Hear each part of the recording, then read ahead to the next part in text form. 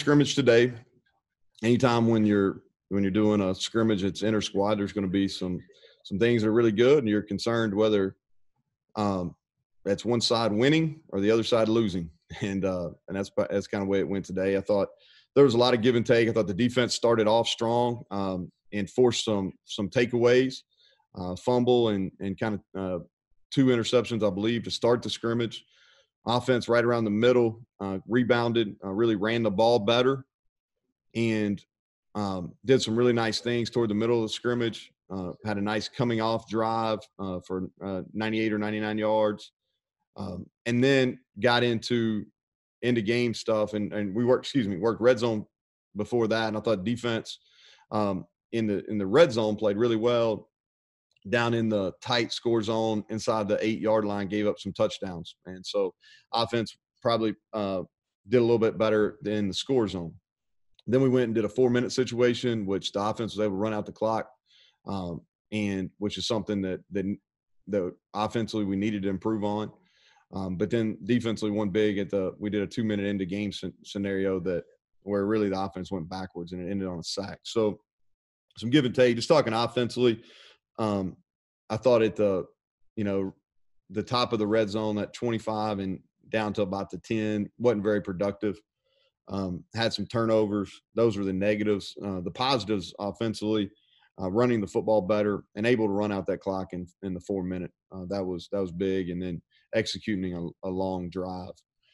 Defensively, got to do a better job of – I think we can continue to do a better job against the run. We're not bad, but I think that's something that we really hang our hat on. I think we'll continue to get better at that.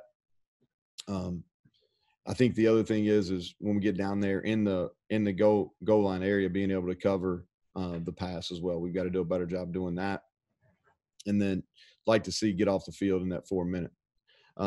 Big time improvement this week as far as takeaways, which is fun to see. I thought defensively played with a lot better energy than we did a week ago, and just pleased with how they really started the scrimmage and then how they performed there at the very end as well. So these are some guys I thought stood out. This is always hard because, I'm sitting there watching it on field level. It's hard to keep an eye on all 22, but these are the guys that stood out. Offensively, I thought Letty Brown has had a really nice week. Sparrow had a kickoff return today and then had a couple nice runs, running with the threes. Zach Frazier is a guy that I've been impressed with during our entire camp. And then Zach Dobson, in his first real scrimmage with us, had a nice day today. Defensively, Tyke Smith had an interception, really nice interception. Tay Mayo probably had the play of the scrimmage, really kind of a shoestring interception. Then had one of the early drives offensively. And I thought Tony Fields was really active in his first live football with us. And there, I thought defensive line wise, we were able to get home more so than we probably have in the last week or so. 2 biggest negatives: we had way too many penalties. We had a full Power 5 crew here, and I thought we had way too many penalties. And the other thing is our special teams just aren't good enough right now. We got to get better. We spend a lot of time. We invest in those. I think that has to be our edge this season is on special teams, and our effort, our concentration, our execution was not good enough. And we did a lot of special teams live work, and we'll come back and we're going to work those a bunch on Tuesday. So disappointed in that. But with that, I'll open it up for questions. All right. First question here comes from Coach Hunter. Go ahead, Greg.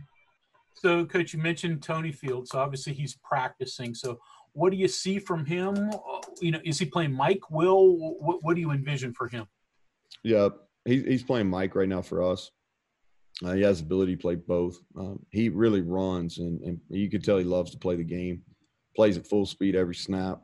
Great in pursuit. He's learning our movements, but he's got great energy, and he's physical at the point of contact. So excited about him, what he's going to bring all around to our defense. Next question here from Chris Anderson. Go ahead, Chris. Hey, Coach. 2 quick questions. On a scale of 1 to 10, how important or how meaningful do you rank the depth chart that was part of that media guide? And second, how much do you enjoy putting together depth charts? Zero enjoyment. That was our depth chart going into camp. We'll release one when we do our Eastern Kentucky notes. There's probably been some movement without having it right here in front of me. Chris, I would bet there's a lot of it's still the same, but there's going to be obviously some new guys that have jumped in there with how they performed and things like that. All right, next question from Kevin Kinder. Go ahead, Kevin. Coach, in one of your previous conferences, you had mentioned about needing to get better pass coverage from your safeties and how that fit in overall defensive scheme. So specifically at the Spear and the Cat, where are you seeing from a couple of guys there? Are people standing out, separating themselves at all? Well, Spear, Tyke Smith he had a minor injury where he missed a couple days, but he's been back and he's always around the ball. I think technically he can get better, but he's always around the ball, and he's one of the better players of that position in our league. And then Sean Mahone started camp a little bit slow, but he's been extremely solid probably over the last 8 to 10 practices, and he's improving in coverage. We don't put him in there a lot. We got Alonzo Adai playing in the back end there, who's a former corner. So we feel good putting him in those coverage situations. I thought we covered better today. Didn't have a very good day in coverage yesterday, but I thought today really limited the downfield plays. All right. Go ahead, Nick Dugan.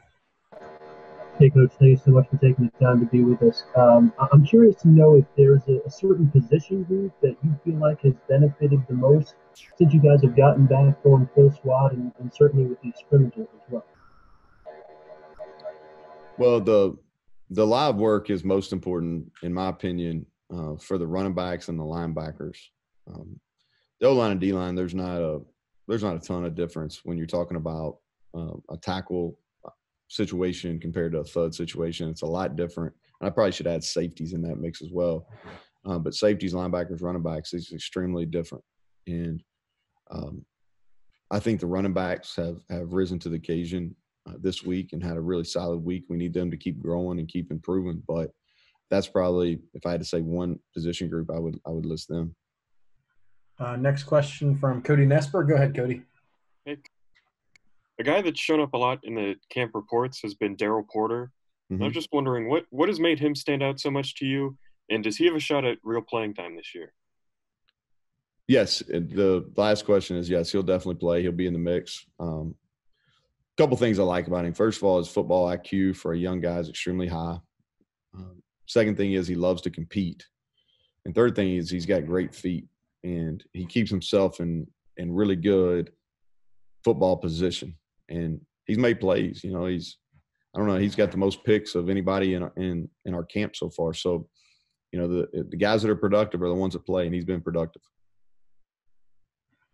Next question from Matthew Thornsberry. Go ahead, Matthew.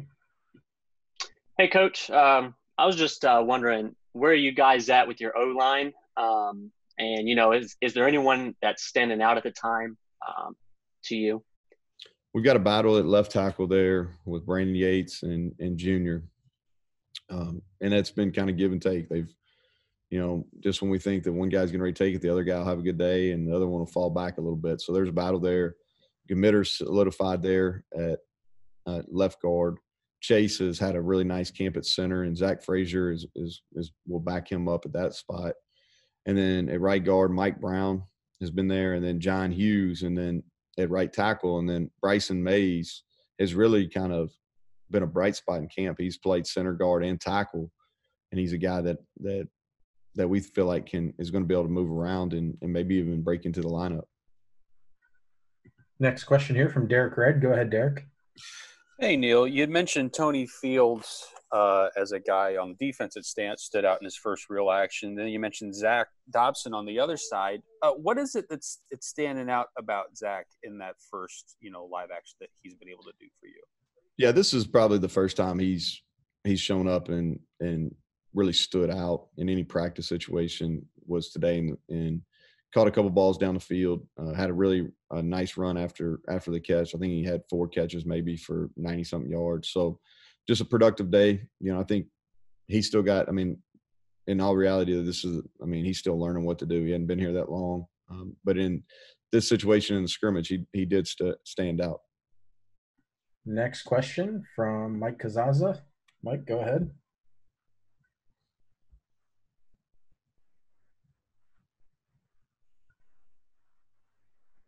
One of these days, I'm going to get that right. Fields gives you some flexibility, a linebacker. He could play one or the other. That helps you get maybe some other guys on the field who aren't stuck as a backup. With new coaches, too, you have some new ideas. How is that all shaken out now with maybe who goes where or who's finding spots that maybe didn't exist before? Well, we were thin at linebacker, and came in with a lot of linebackers on the roster and through some attrition and some movement, things like that. We got to where we were thin at that Mike and Will position and at Bandit. And so with Tony coming in, it gives us some flexibility. We can play Bartlett back. Bartlett and VD both can get in that Bandit position. That's kind of a hybrid linebacker pass rush position. Tonk is still there at Mike, and Tonk has had a nice camp. One of our more improved players from last season in this camp, Dylan is. And then X-Ray Lowe has played well with Josh Chandler at will. So gives us some depth at those positions and some flexibility, especially when we start going to our nickel and our dime package. Next question here from Chris Anderson. Go ahead, Chris. Coach, you mentioned the penalties were a problem today. Coincidentally enough, I had just done some research on that and saw that under the previous regime, the best years actually had an issue with penalties. And then looking at your time at Troy, your 3 10-win seasons were ranked pretty low nationally in penalties. And even last year here at WVU, in the wins, I think it was 15 more yards per game in penalties than in the losses. What do you attribute that to? Like, what would you think? Yeah, I don't know, Chris. You stumped me on that one because I haven't probably haven't researched that.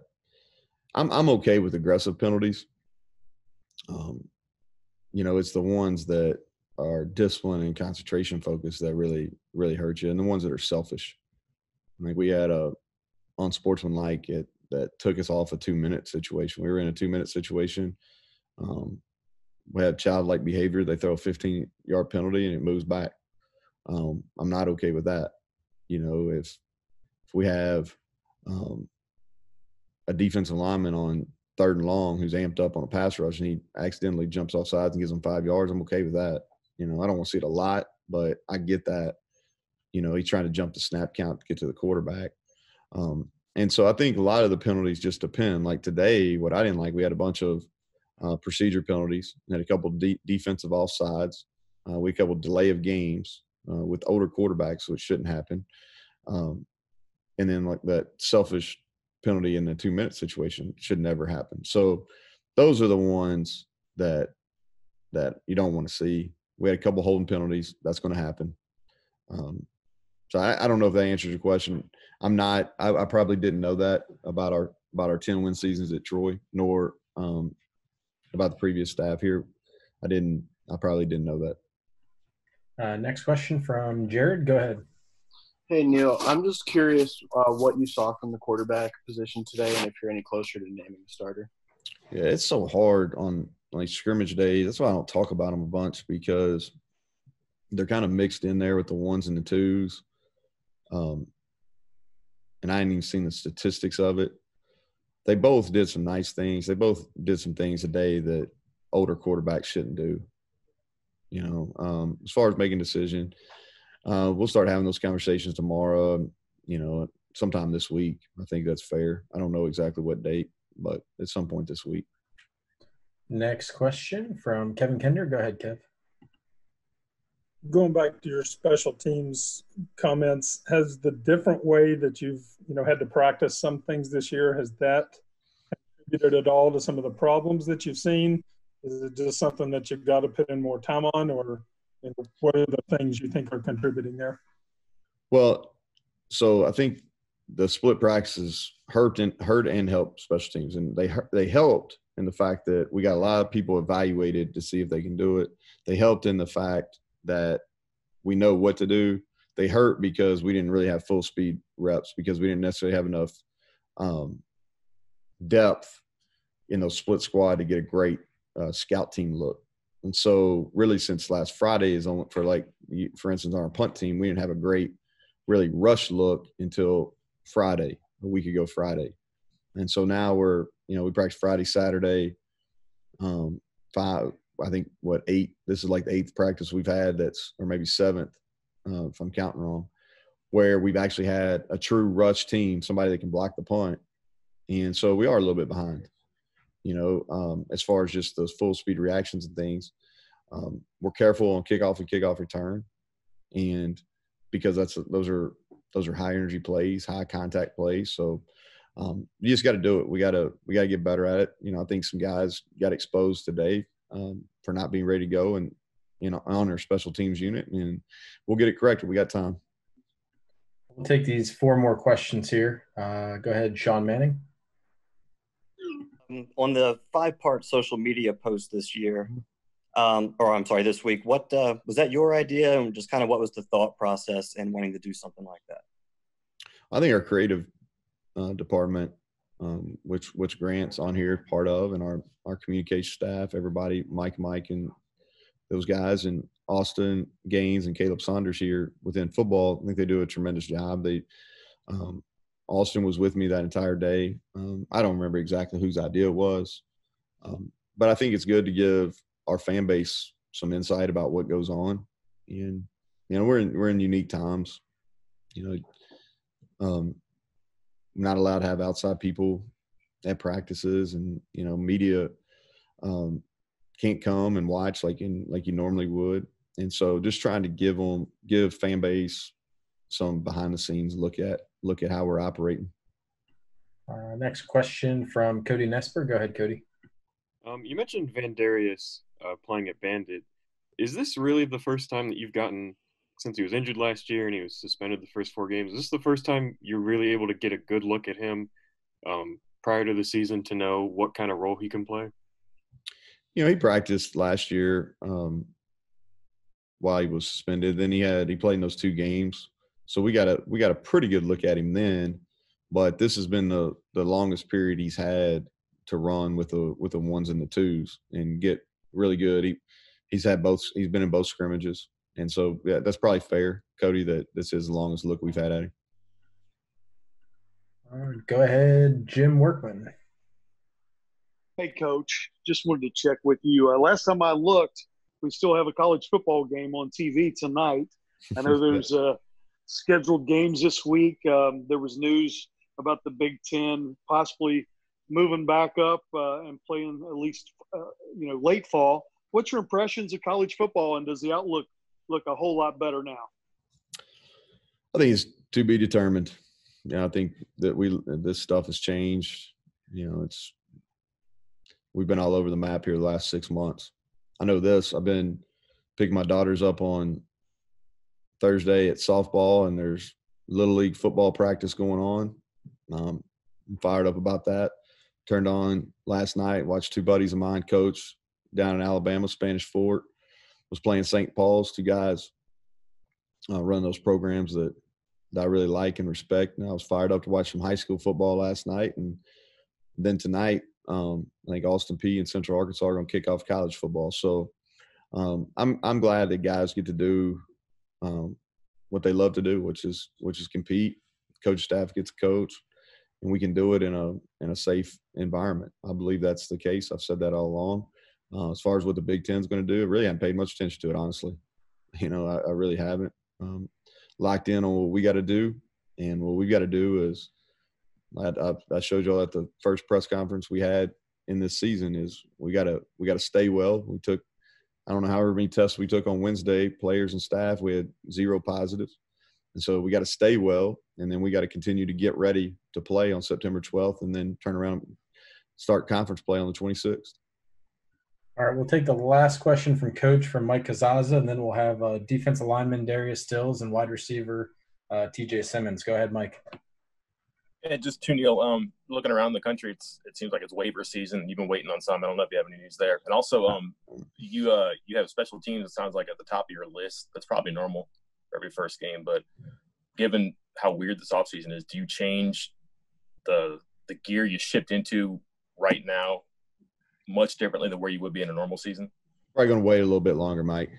Honestly, as far as shifting into opponent prep, we're gonna stay in camp mode until at least Tuesday. Maybe still go against each other more so than we normally would leading into a first game, just because I think we need the situational work. We need the full speed work. Now we'll be smart. We're not gonna beat each other up in practice, but probably still going good on good a little bit longer than we normally would due to the circumstances. And I don't have any news on waivers. We will definitely share that when we get those though.